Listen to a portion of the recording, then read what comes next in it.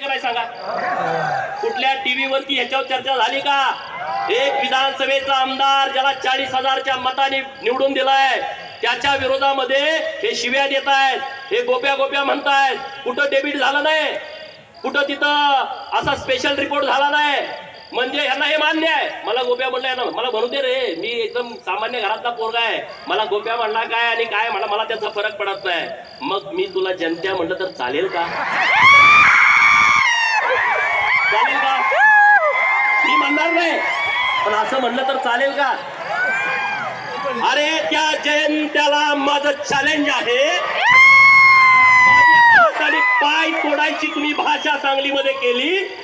ते वाळव्याचं कुत्र म्हणत होतं की त्याला पोरं हुडकायला चालले.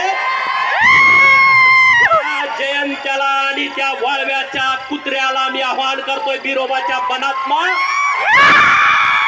तुम्ही नसाल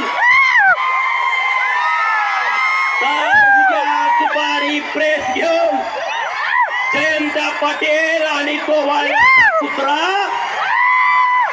मला टायमिंग देईल.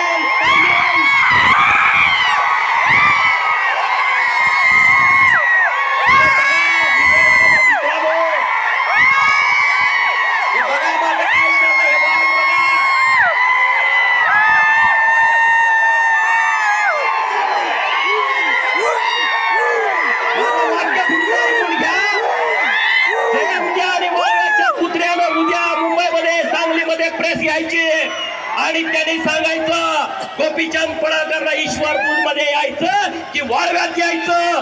दिनांक वार बरोबर ना? माझ्याकडे पोरं यायची गरज नाही रे, की तुमच्यात हिंमत नाही डरपोकानो. पण मी तुम्ही सांगाल तिथं येतो, हे मला तुम्हाला सांगायचं आहे. जायचं ना? जायचं का? मीडियावाल्यांना माझी विनंती आहे, त्याला सांगा असं गोपीचंदला बदनाम करून भीती घालून गोपीचंद थांबणारा माणूस नाही आहे.